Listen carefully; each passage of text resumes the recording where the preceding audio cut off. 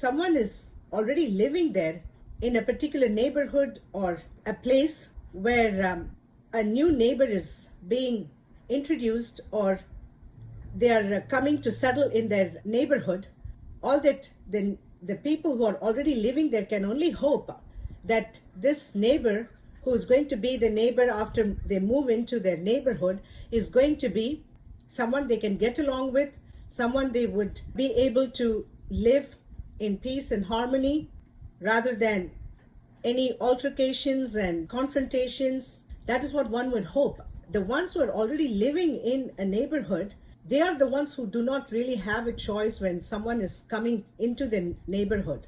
And even them, I would say that if they find that the one who is moving into the neighborhood has any particular problems or issues, and they are planning to do something that is not going to be conducive for others to live in peace in their neighborhood, then yes, they have the right to make at least a suggestion that they are not in favor of this particular neighbor or anyone who is moving into the neighborhood, given the prior background, saying that we don't think this is going to work out, even though I don't think they can possibly eliminate their neighbor from moving into their neighborhood. At the least, they can suggest or make a proposition that they are not comfortable with it, but I don't think they can reject outright, provided, like as I said, that particular neighbor has such background, they feel that it is going to be harmful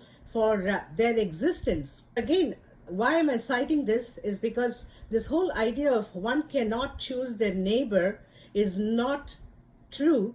As I said, this would only be applicable if someone is already living in the neighborhood, and if someone is buying a property in their neighborhood, and that person, whether or not they are able to get along with, at the most they can only hope and expect that neighbor to be at least peaceful. But then the one who is moving into the neighborhood, they have a choice. They definitely have a choice.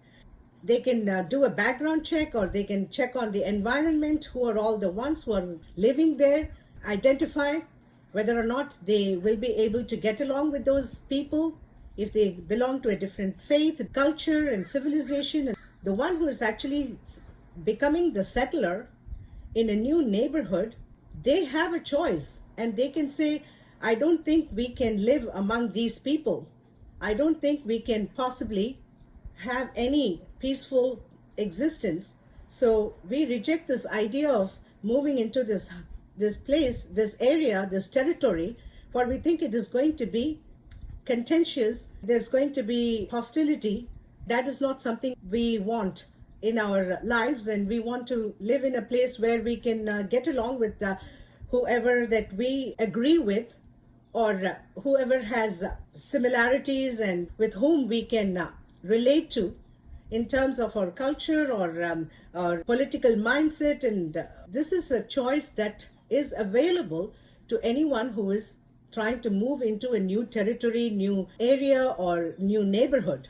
Whereas the ones who are already living, they have a choice, but it's very limited, provided they want to take it to the court and get into the legal quagmire and all that, which most people don't do it unless they think that someone who's going to move into the neighborhood is so dangerous that they don't want their lives to be affected, come under any harm. It is clear that at the time the State of Israel was created in 1947, the environment was as open as anyone could see. It was the land of Palestine. On the land of Palestine, the State of Israel was being created, citing, like as I said, the Holy Scriptures and the land of Israel, and this was a promised land, and referencing predominantly the religious scriptures. It was basically created on the land of Palestine. And then what happened? There were, again, the 1967 warfare, and then the 6-day warfare that took place, and so much so that it even affected the U.S. warship that was on the Middle East region. There were casualties suffered by United States personnel as well when Israel leadership and the political system that was there at that time. They decided to engage in confrontation. Thereafter, the history is there for anyone to understand, depending on whom they favor or how they want to perceive the events. It is an individual discretion, apparently, but then there is also something called reasonable understanding based on facts and whether or not there was any justification on the events that took place. Again, I would also like to emphasize what happened in that 6-day warfare and the seizure of Golan Heights from Syria, and then even there was with Egypt. All around it became a battleground. And then with Lebanon, these are all the neighbors surrounding Israel. But Israel knew when the state of Israel was being created who were all going to be Israel's neighbors and whether or not they were going to be able to get along with each and every one of them. This was not a hidden fact. Like as I said, anyone moving into the neighborhood, knowing well who their neighbors were going to be, and then they settled for that location as their permanent home. Later on, it turns out that they're not able to get along. You're in warfare. And after that, when all of these events have taken place, the people in Palestine, the ones who were actually living before the state of Israel was created on Palestine, I'm talking about 1947 and earlier, the people who were living there as the original inhabitants at that time, I'm talking about the 20th century. I mean, if you were to go back thousands of years ago, then we'll have to end up in the Ice Age, the first human on earth. I don't think that would be even practical, like I mentioned about where we are today in terms of mankind progress, if at all we can call that progress, when progress is not reflected in human behavior, when it comes to any kind of disagreements, political, territorial, economic, religious, you name it. All that we see is this intense hostility, acrimony, revenge, very vengeful behavior. How can we settle scores? If someone killed these many people, we have to exceed that number and prove to them how aggressive and violent we could be. This kind of exchange and the mindset to be the one that's guiding politics and the leadership, what is going to be the eventual outcome? Do they expect this to really work out in their favor? If they think it does, at what cost? Killing as many civilians on both sides? This is how the politics wants to prove their political might, military bravado, and wanting to exhibit their whatever status that they think is critical, that it would basically intimidate anyone in the world, when the result shows otherwise. In terms of casualties, the people, men, women, especially children who are being subject to this draconian artillery, the missile launches from Hamas, and then the retaliation by Israel's Prime Minister Netanyahu. It so happens that the conflict between Israel and Hamas seemed to exponentially rise only when Prime Minister Netanyahu is in power. I mean, I will come to that part of it, how politics is the issue and the problem, like I mentioned in my earlier presentation, of politics abusing power and taxpayer money at every opportunity to benefit them and for their individual and vested interest, besides wanting to remain in power for a lifetime. That cannot be eliminated in this equation. When I talked about Israel's confrontation, this continuous battling with the neighbors all around, not only with Palestinians in Palestine, the Palestinian territory itself is now reduced to almost insignificant area. What is left of Palestine? Honestly, one has to have some sense of reason. Setting all kinds of differences aside, one also has to at least try to be logical. What is left of Palestine today compared to what it was before the state of Israel was created on the land of Palestine? It has been now reduced to the Gaza Strip, West Bank, and West Bank is also now inundated with Jewish settlements. And then you have the East Jerusalem. That East Jerusalem also is not allowed by Israeli politics for the Palestinians to even live there in terms of going about their life, like the Al-Aqsa Mosque. Al-Aqsa Mosque, how many incidents has become the routine now with the raid in Al-Aqsa Mosque? Is that really necessary? What about the, like as I said, the settlements in West Bank, and then the Gaza Strip that has been subject to this endless embargo? I mean, I have been patiently listening to the Israeli politics, the political members making rounds on media, trying to obviously galvanize support. Not that they really need to work hard, given how that the mention of Israel means the expectation is everyone has to jump over the fence, regardless of whether what is right or wrong. Like as I said, I regard life in general, regardless of race, religion, skin color, gender, whatever the background might be in terms of their economic, social, educational, and what have you. To me, life in general matter, regardless of where that life happened to be originating or belong to. I regard people as people, human race, part of human race. And any life that is subject to any kind of misery, suffering, violence is condemnable. The ones who are behind it, they have to be held accountable. But that is not what we have seen.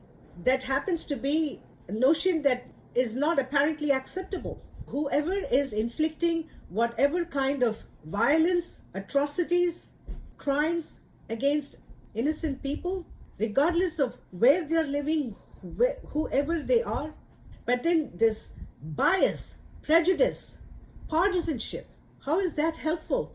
Pouring all the empathies and sympathies on one side, but then rejecting the other side as if they are absolutely irrelevant. And as they justifiably say, does this mean that they are subhumans? Whereas the other ones who are the victims are humans, but the victims on the other side cannot even be taken into account? How could this possibly be a humanitarian concern? All that it reflects is superficial, pretentious, and disingenuous, even to the side they apparently are empathizing with. Even with that, all that I can see, it's fake, it's not real. The loss of innocent lives to any form of violence is tragic, great tragedy. Only the loved ones know what it is like to lose their loved ones, their family members, the ones whom they live with, they have relationship as children, parents, wife, husband, this family relationship that is so important, and that is what makes the human race survive in this world. They have to lose the family members to violence, regardless of where that violence is from. That violence has to be condemned in no uncertain terms, not taking sides. What we witness today is whatever happens to one side, then yes, there is this outpouring sympathy and condemnations and all that follows.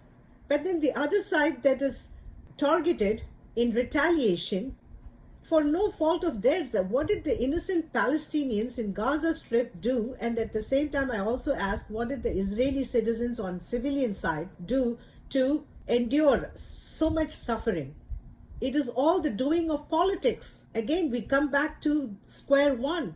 Politics is the fundamental and root cause of human problems, is simply because playing politics and politicizing everything that they can possibly find just to remain in power, they don't really seem to pay any attention or importance to their own citizens' lives.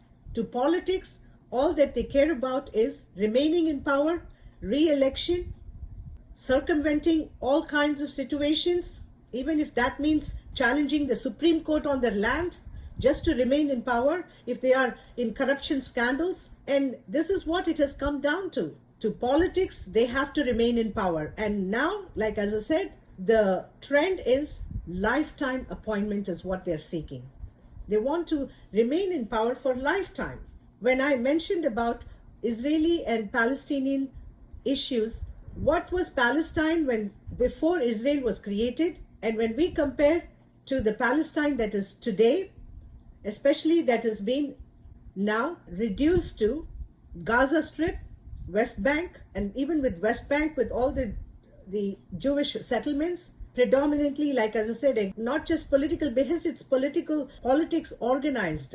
Unnecessary and controversial Jewish settlements, much to international condemnation, even United Nations Security Council condemnations. Did Israeli politics ever even respect any of UN resolutions? None whatsoever. Especially Prime Minister Netanyahu, for one, has always maintained that UN Security Council is, as far as Prime Minister Netanyahu is concerned, quote, is an irrelevant body, unquote. Accordingly, the resolutions from UN Security Council has been repeatedly rejected or not even considered worthwhile. All of this happening with Israeli politics, systemic abuse of power and human rights violations. Yet, no economic sanctions ever imposed for any of these violations on Israel by the UN Security Council or the West for that matter, who immediately impose such sanctions on the Western targeted nations. Furthermore, the Western targeted nations sanctions on them remain indefinite and permanent. West can maintain all that they want about whatever their perspective might be in terms of Israel politics, the occupation of Palestinian territories, whatever that is left now, and this contentious Jewish settlements, just slighting and ignoring as if it is legitimate. Even if it is ignored, that's one thing, but then going even further and legitimizing this illegitimate occupation, how does that even compare with the so-called Western democracy and democratic ideas? When the original inhabitants in the 20th century on the land of Palestine, whose land has been forcibly seized for the purpose of creating the state of Israel, and then the evacuation of Palestinians in 1948, and then when they tried to return to their land, they were forbidden and denied the nativity rights, even though they were the natives at that time of the land of Palestine. I'm talking about 20th century, by the way. When they returned, they were even denied return to their original homeland. The status thereafter made the Palestinians stateless refugees in their homeland. The state of Israel was created on the land of Palestine, but then they had to just accept it as the Western colonial power designated and dictated decision on the Palestinian people, and that goes for the entire region. And the series of events that has happened, and subsequently the developments that took place, was not just limited to the state of Israel just functioning as the democratic state and the governance limited to the citizens in their sovereign territory. It was not just limited to that, it went beyond, and it's been just the occupation of Palestinian territory became so progressive, the land grab as it has been cited, which in a way it was a land grab, with the Jewish settlements coming from wherever possible, whether it's from Russia or Poland and Ethiopia, and wherever the Jewish diaspora happened to be dispersed. All of them were just invited by Israeli politics especially under the leadership of Prime Minister Netanyahu, brought into this endless occupation, depriving the Palestinian inhabitants in that area, whether it's West Bank or It is worth noting in West Bank, the Palestinian territory, Palestinian President Mahmoud Abbas, known as Israeli politics ally for all the reasons such as compliance with Israeli political demands and Israeli expectations or Israeli politics expectations of Palestinian obligations. Despite such situation, the Israeli occupation of Palestine or West Bank has been phenomenal with expansion on Jewish settlements. Simultaneously, Israeli actions in Gaza Strip, paradoxically governed by Hamas, is no different in terms of Gaza Strip on embargo and other basic supplies uh, dep- deprived to the Gazan population.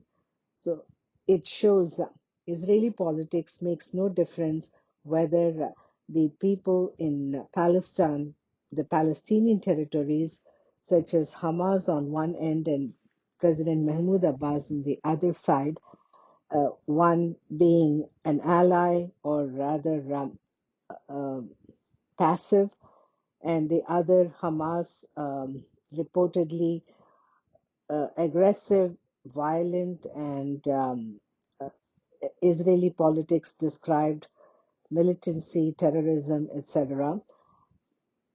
Despite such characterizations, the Israeli actions on both sides, including the East Jerusalem, has been extreme and interventional. in the Gaza Strip, again, when you go back, the arrival of Hamas, how did that happen?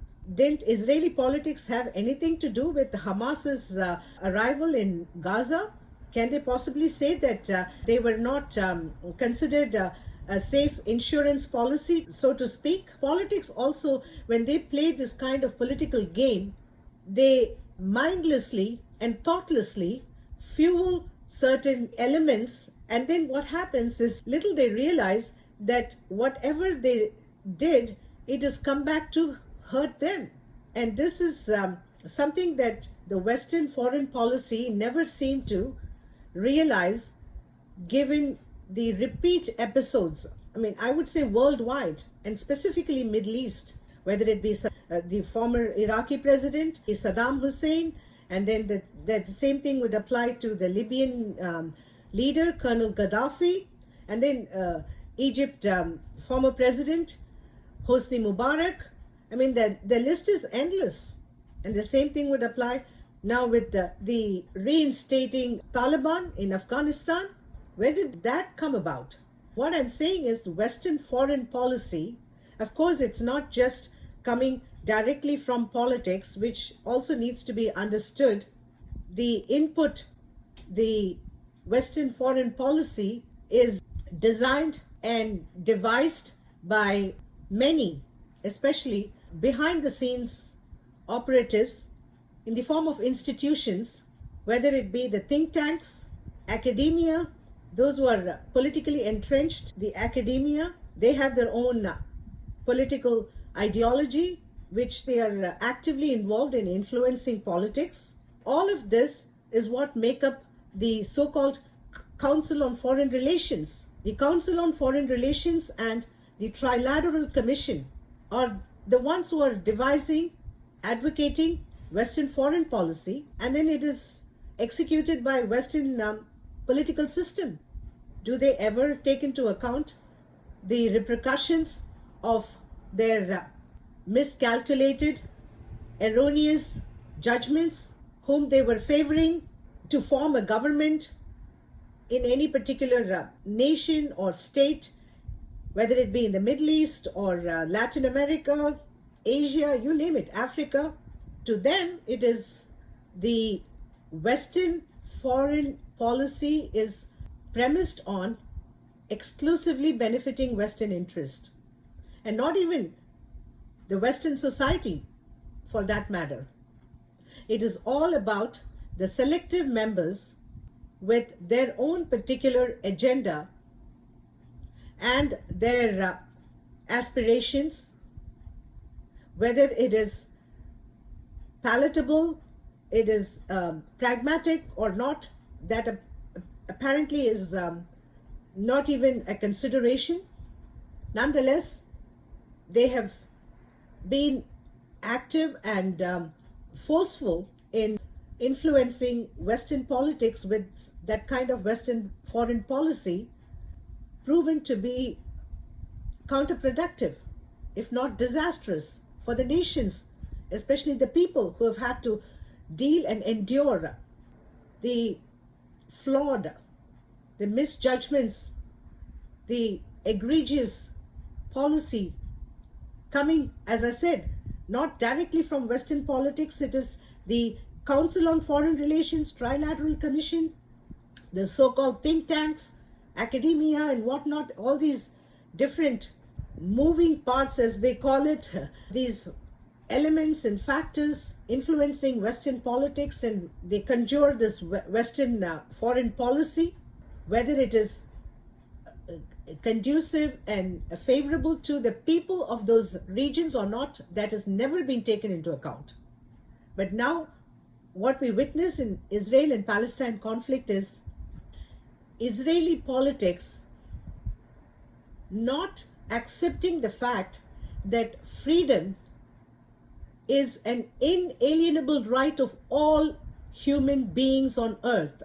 This is symptom, or rather a syndrome for all colonizers.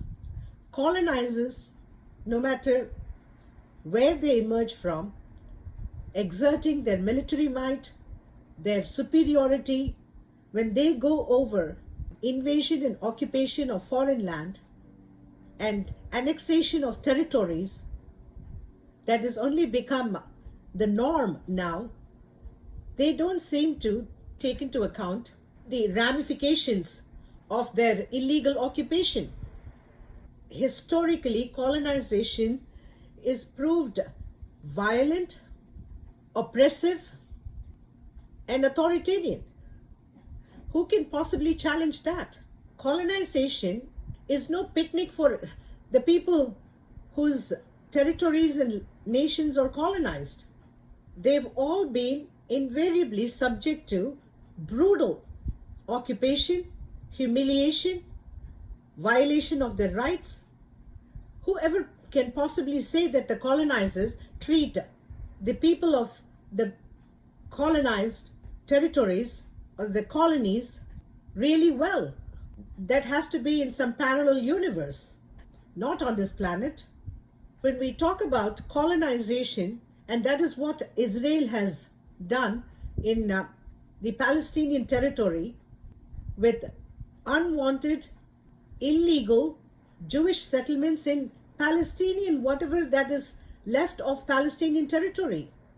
And as for the Gaza Strip, again I emphasize the emergence of Hamas was not without Israeli politics approval. I am saying that with politics, they always want something or some form of conflicting situation, thinking that that would be their insurance policy, whether having a very corrupt political opponent and not taking any actions against their corruption. And what happens? The incumbent in power can say, well, to the people, do you really want to vote for these people who are so corrupt? Never mind that they're not taking any actions against them, but they want them to remain in power. Let them sit on the opposite side as the opposition, and so that they can tell the electorate who is better than whom. Even though the incumbent might be equally, if not worse than their opponents, yet they have an example to let the electorate know whom do you want to choose, the one whom you know better or the one whom you hardly know. I'm trying to be euphemistic in this adage. That is how politics is played, with someone whom they think is corrupt, ineffective, or going to have an adverse impact on the people. They want them to on the scene so that they can just easily claim that, look, these are the people you want to have in power, but then they are there with their approval and consent. This is how politics is played. Who are actually paying the price? It's the population who have to deal with the ones that has been imposed on them as the power or the government.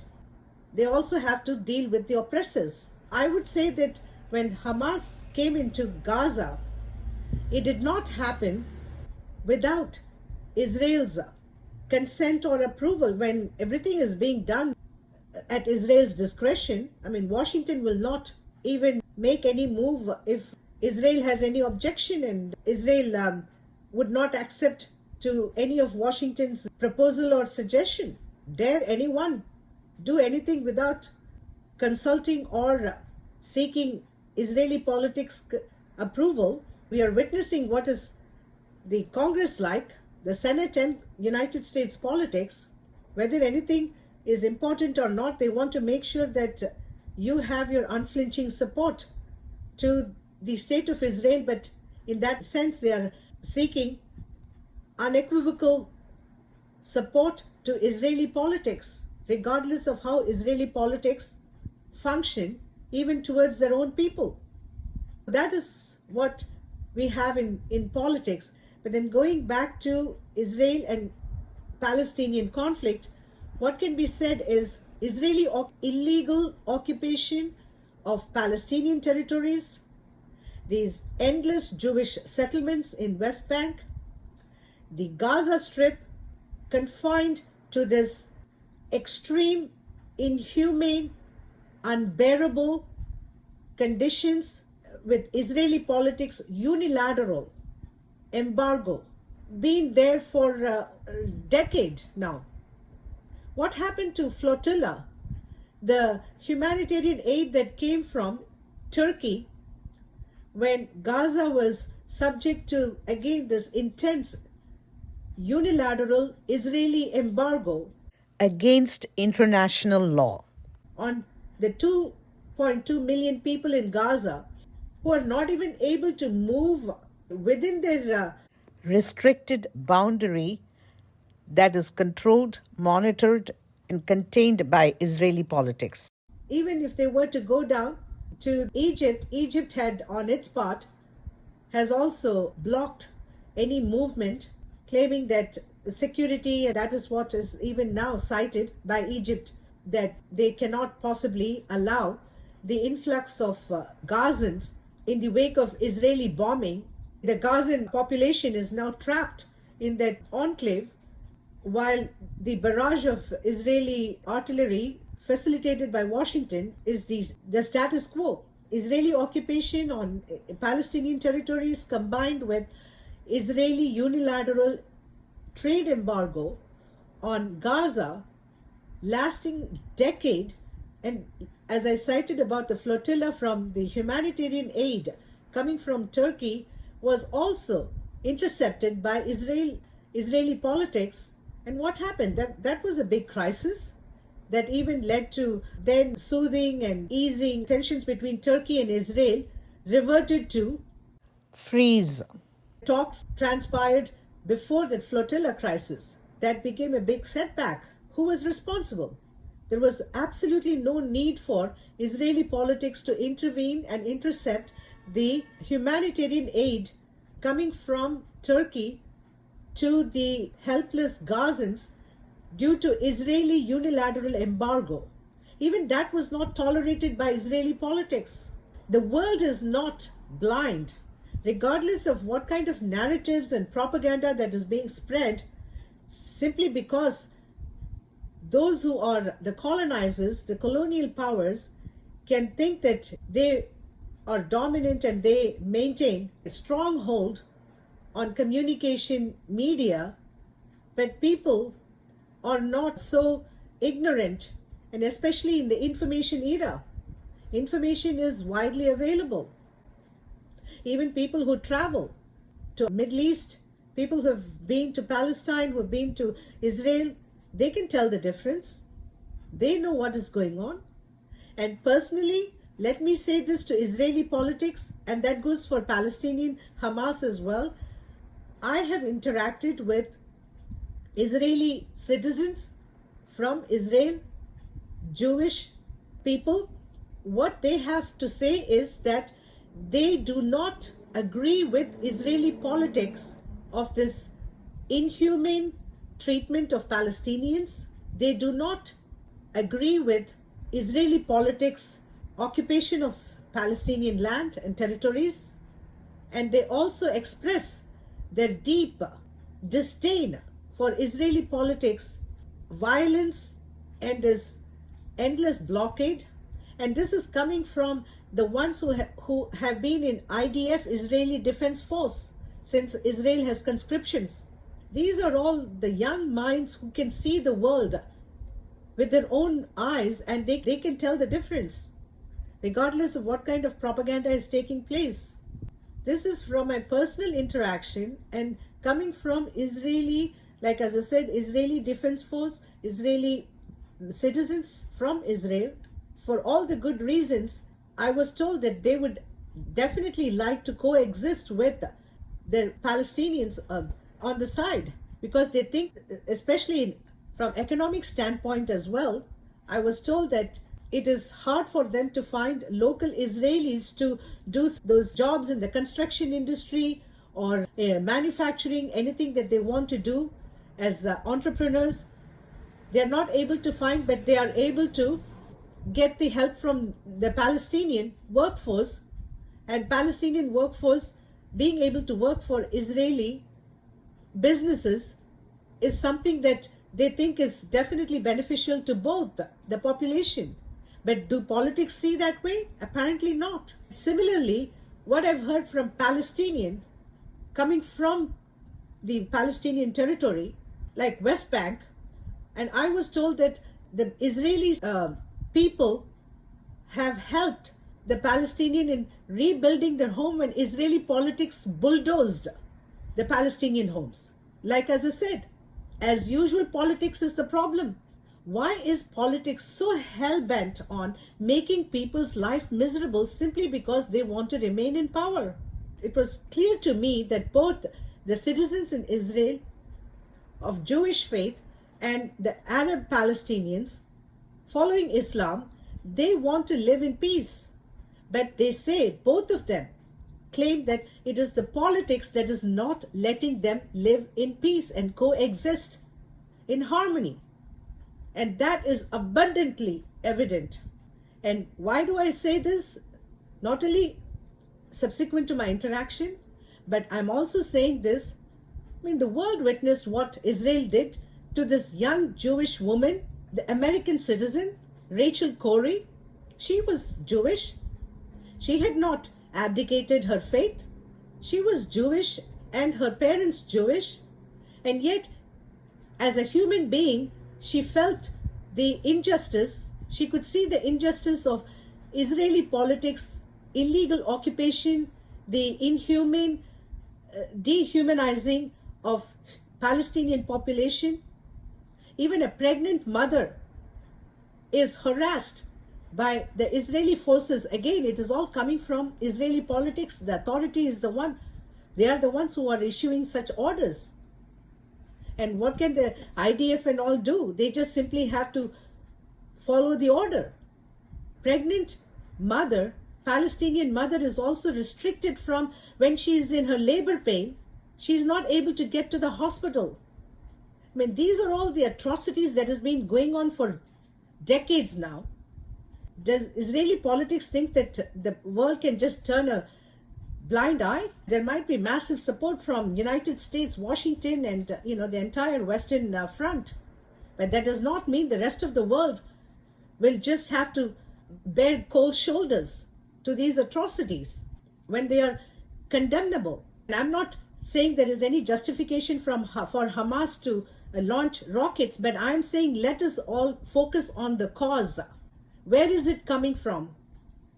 Why is it the fire is never let to simmer and eventually extinguish and be put out, allowing the people in the territory, Israelis on Israel and Palestinians on Palestinian territories, live their lives in peace?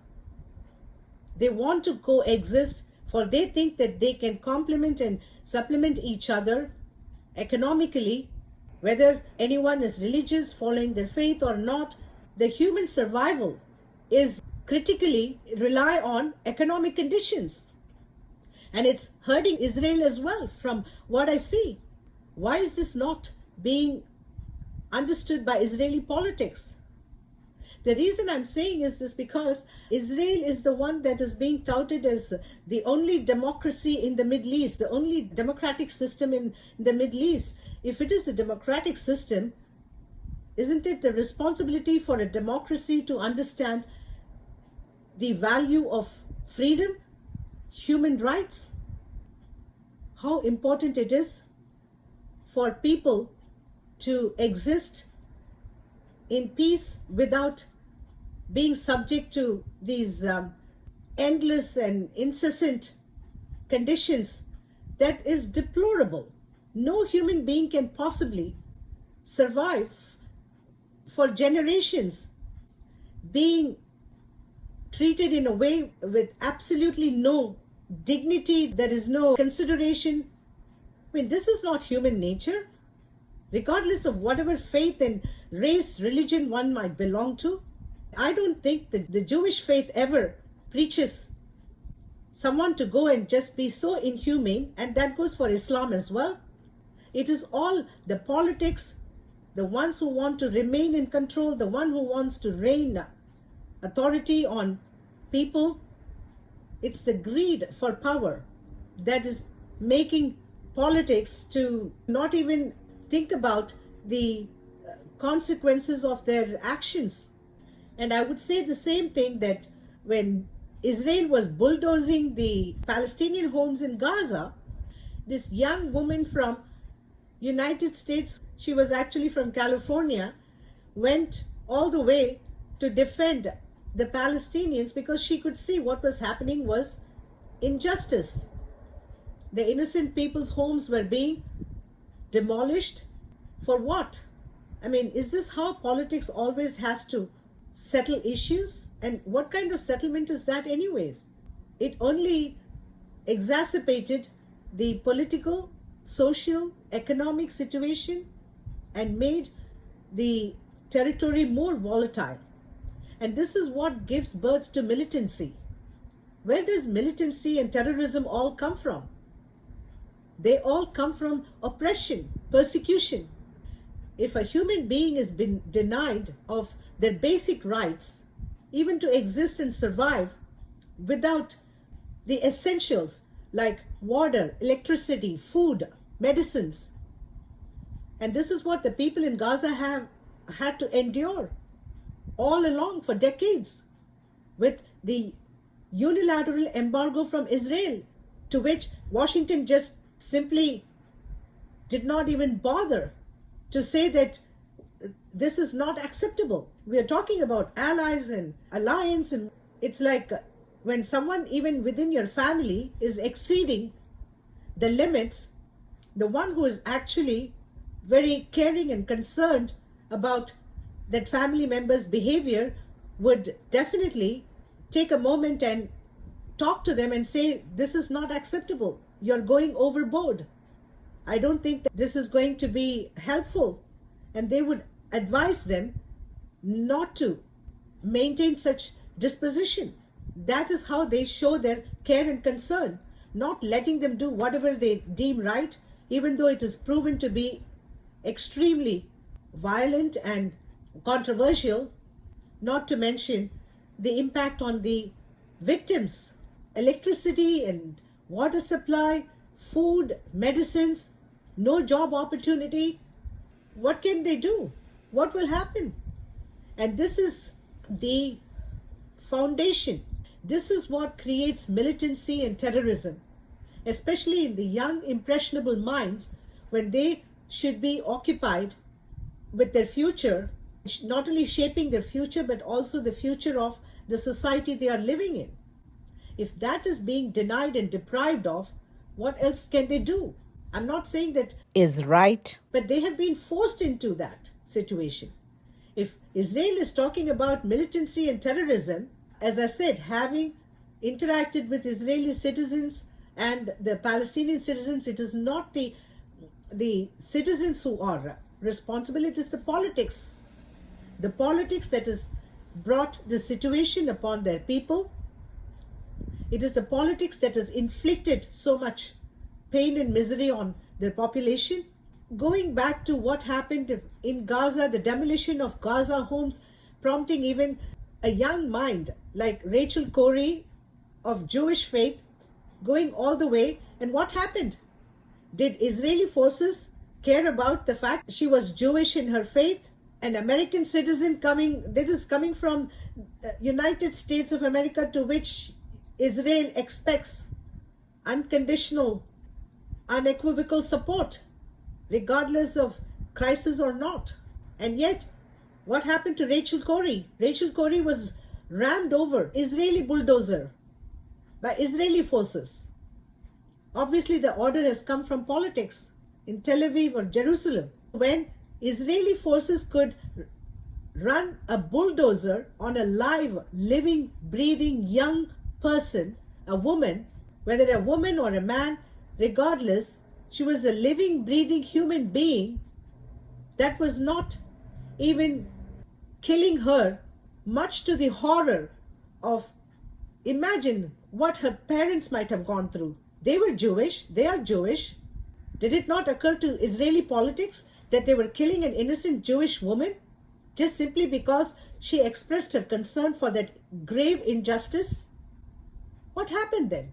What would have gone through the mind of Rachel Corrie's parents looking at that live when her daughter was being crushed to death simply because she expressed her protest, her concern, a peaceful protest? She did not engage in any violence. What happened to Jewish blood at that time? Prime Minister Netanyahu? Did it not matter that Rachel Corrie, regardless, I'm saying Jewish blood, Palestinian blood, Islamic blood, the color of the blood is the same, isn't it? Or does it also appear to be different to politics? And the same thing, what happened with the political events?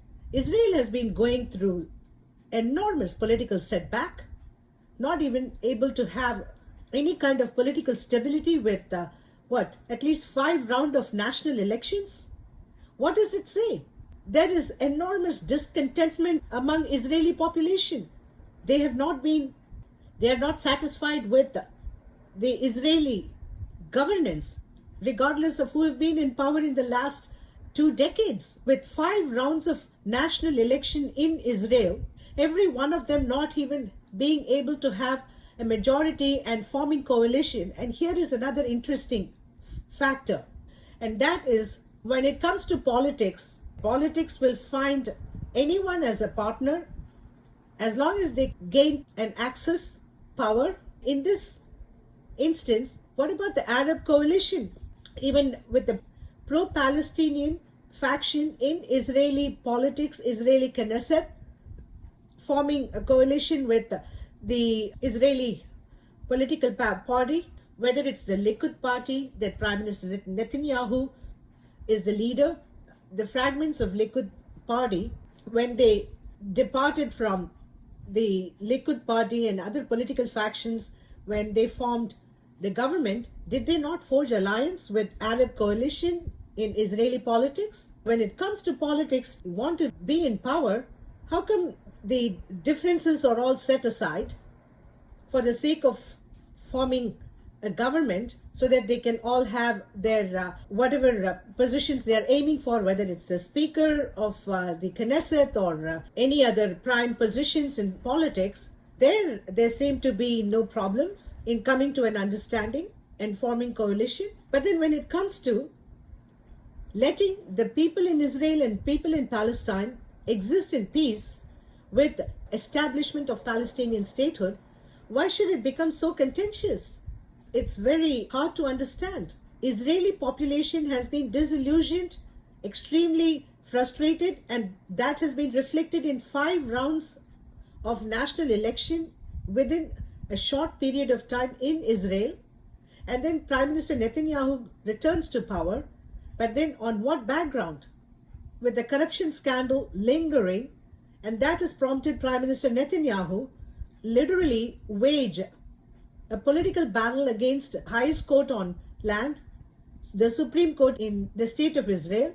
Even Prime Minister Netanyahu citing that Supreme Court members, the judiciary should not have any enormous power, and the transfer of power all concentrated in the executive branch, erupting in national protest in Israel that has been witnessed by the world. When Israeli citizens felt their freedom was at stake, which was with Prime Minister Netanyahu's controversial measure to target the judiciary, paralyzing the Supreme Court in the state of Israel so that the corruption scandal can be laid to rest, which is the fact. That was the reason that prompted the entire Israeli population, regardless of their discipline, occupation, religious or non-religious, orthodox, unorthodox, however, all of them coming together. Did they not protest for months? And how did Prime Minister Netanyahu deal with own Israeli citizens? That was also witnessed by the world. That was not very kind. There was a very hardline strategy adopted against own Israeli citizens by Israeli Prime Minister Netanyahu in the clampdown on the judiciary, simply because of the lingering corruption scandal for the Prime Minister. Did it not let even the IDF, the pilots, refuse to fly? And that went for all the diplomatic circle as well. Israeli diplomats worldwide, they became extremely concerned about Prime Minister Netanyahu's policy against the judiciary, for it was a very serious action against democracy. Whenever any executive power aims for extrajudicial executive power, which again has become the trend, more so in the 21st century, this extrajudicial executive power, whomever they think is an obstacle, whether from the judiciary or legislative branch, what do? They immediately want to undermine, clamp down, and if necessary, even paralyze judiciary, even the legislative branch, making it almost dysfunctional, all because of the aspiration for power, which is so unfortunate. And this is what happened in Israel, with people taking to the streets for months. They were protesting for their freedom, for they felt this democracy is in crisis, and it was. Israeli democracy has been in serious crisis, and that's what prompted Israeli citizens in their consolidated effort to defend their democracy, and they realized that how important it is for them to preserve their democracy and their freedom. And this is where I want to highlight to Israeli citizens. Remember how you felt about your democracy, your freedom, your individual rights, and imagine what the population in Gaza and West Bank have been subject to. Do they not deserve their freedom? Don't you think that their individual rights, their basic rights that has been completely denied, rejected by Israeli politics, is equally important and well deserving to them as you felt when your democracy was in crisis? The immediate thing that occurred to you was you're going to be losing your fundamental rights, isn't it? That is what prompted Israeli population en masse to take to the streets. And how did Prime Minister Netanyahu control that situation? Adopting hardline tactics, not very gentle. It wasn't peaceful. It was all on worldview, internal situation in politics. Whenever the political power, the incumbent power, when they find themselves in hot water, and this is not necessarily unique to Israel, I'm saying this has happened time and time again in different parts of the world as well. whenever the incumbent power, their feet are held to fire, whether it be the corruption scandal or abuse of power, whatever it might be, what do? They always look for an opportunity across the border or some foreign enemy so that they can distract the public attention from the domestic local crisis to foreign issue. And that happens all the time. There are many examples in this context. The prominent ones are in 2012, United States, then incumbent presidency of Barack Obama, launching a Abbottabad mission in Pakistan, claiming to capture and assassinate Osama bin Laden. Osama bin Laden, the Al-Qaeda leader, was long dead. Osama bin Laden was deceased from renal failure in December 2001 in Afghanistan. And that is the incontrovertible fact. The incumbent President Barack Obama, nearing and facing very challenging re-election campaign in 2012, used the Abbottabad mission to promote the presidential campaign. Now, case number 2, the counterpart, the alter ego of the so-called world's largest democracy, the Prime Minister of India, Narendra Modi, adopted the same tactics of President Barack Obama. In the Prime Minister's effort, the Pulwama attack in Kashmir. In 2019, The Prime Minister Narendra Modi, facing re-election challenge with the demonetization debacle, economy in crisis, soaring unemployment, used the Pulwama attack where 40 or more National Guards, Indian national personnel, were sacrificed in the terror attack that was known to the Indian government, Indian intelligence agency, yet there was no precautions or protection provided to the National Guard, essentially facilitating the terror attack on the own servicemen, the Indian National Guards of India.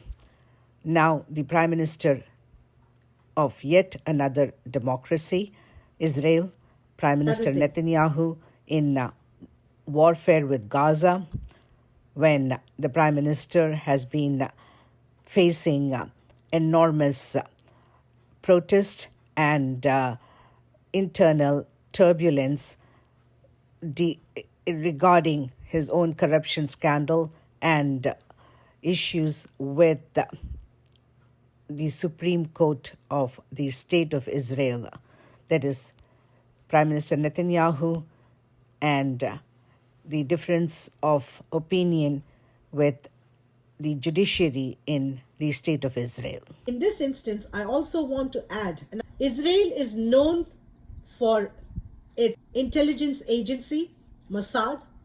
The name Mossad brings fear and trepidation among many, especially the governments who know what Mossad is capable of doing. Mossad's intelligence has been regarded extremely alert and efficient, precise in their interventions. With that kind of characteristics, Mossad's image that is being built and maintained, and they're also known for their espionage activities, for sure. I would also like to add the political assassinations that has also taken place that cannot be ruled out. That again, Mossad is not the only one engaged in political assassinations. That would also apply to other intelligence agencies, whether it be CIA in the United States and elsewhere. Mossad is known for its extreme vigilance, not to mention Israeli technology in possession, aided by United States as well. With all of this at Israel's disposal, and not to mention with Israeli security software company providing this highly controversial spyware called Pegasus. The Pegasus spyware supplied by Israeli-based Israeli corporation, associated with Israeli government or not, that's another factor. Nonetheless, it is Israeli company supplying this controversial spyware called Pegasus spyware. According to Israel, an Israel company, this spyware is only sold or distributed to the governments worldwide or whoever has been their clients. But then it also turns out that there has been some indiscriminate distribution, I would say the indiscriminate sale of this Pegasus spyware, even reaching some rogue regimes, I can say this emphatically, rogue regimes under the guise of democracy, misusing such spyware, Pegasus spyware, rather than keeping a vigil on their territories and borders. What this rogue regime has been involved in is spying on citizens, and even if someone who is miles away, using such spyware, engaged in perverse activities. And I say this with evidence. That is the contentious factor coming out of Israel.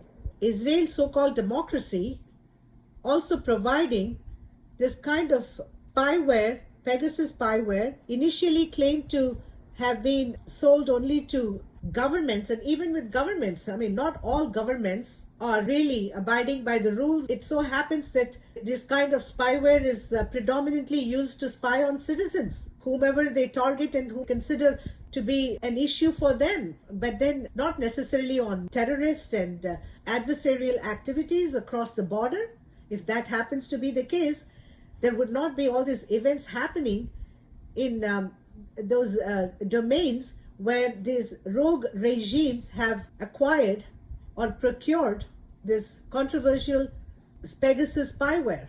My point is, with the Pegasus spyware and many other resources at Israel's Dispensation.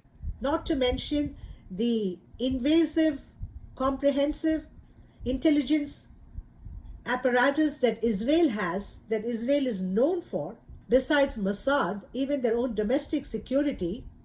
My question is, how is it that the militancy of Hamas were able to infiltrate Israeli homes and the music festival and the event that happened that led to what we are witnessing today? Whatever happened, like as I said, the spyware, the intelligence apparatus that Israel is proudly in possession of, besides Mossad. Mossad is also equally responsible, isn't it?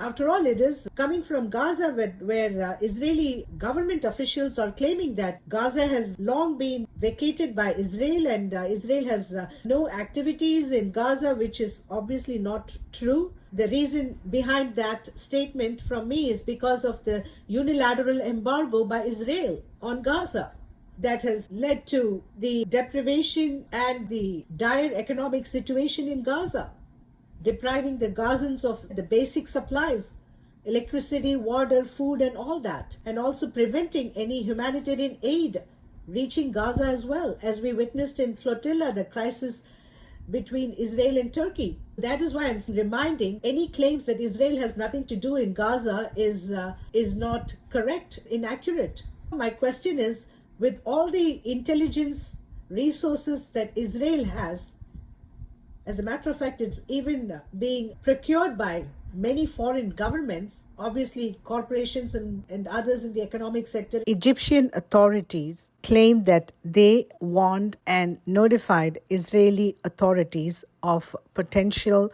Hamas attack in Israel, and that Israeli politics ignored Egypt's warning and information in this regard. It is deja vu, as Israeli Prime Minister Benjamin Netanyahu called the Hamas attack on Israeli soil as Israel's 9/11. At the same time, the same Israeli Prime Minister Benjamin Netanyahu remarked on American soil terror attack on September 11, 2001, quote, "This is the best thing for Israel," unquote. How is it that the Hamas militants were able to infiltrate into Israel? under the watchful eyes of all these very sensitive Israeli intelligence and other resources? How did this happen? Or how was this even allowed to happen? Where is the security lapse? Has this been identified? When even the Pegasus spyware should have been able to identify Hamas's activities, isn't it?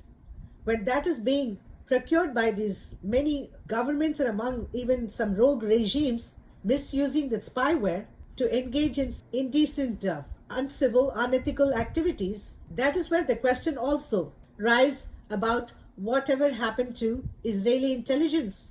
With Israel armed and equipped with formidable intelligence resources, did they not ever suspect anything? I mean, this did not just happen overnight. Hamas would not have been able to carry out such massive raid on Israeli soil, what Israel claims to be the 9/11. How did this happen? Did Israeli intelligence got dysfunctional abruptly, giving a huge advantage to Hamas over all these months? That is also another question to be addressed by Israeli Prime Minister Netanyahu.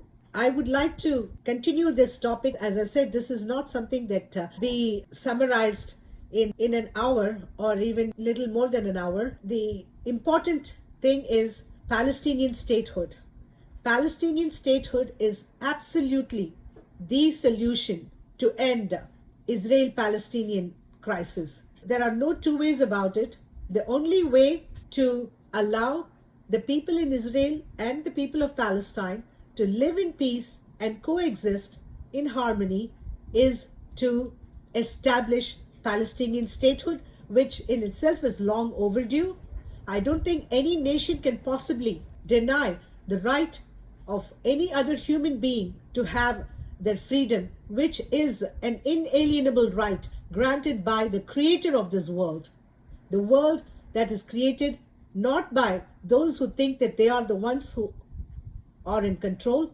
On the contrary, the world is created by the supreme force, the supreme entity, granting every life that has been created on this earth to exist in freedom. Even the birds can fly to any region, but the Palestinians in Gaza Strip, they are not even able to move from their home. Even the West Bank, an ailing Palestinian citizen in West Bank getting to a hospital is a challenge. They have to go through all the barriers and barricades and deal with the enormous humiliation, indignation. How can any human beings continue to survive like this for generations?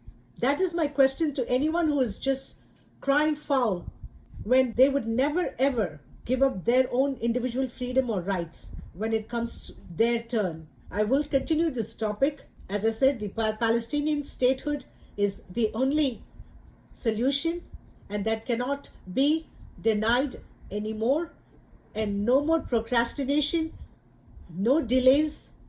It is the responsibility of the entire human race to acknowledge individual human rights of every other human. And it's not just with Palestinians. The same thing would apply to other regions wherever the human population are being subject to oppression, persecution, violation of their rights. They deserve to be free. They deserve their homeland. They deserve their sovereignty. And I will continue this topic momentarily. Thank you.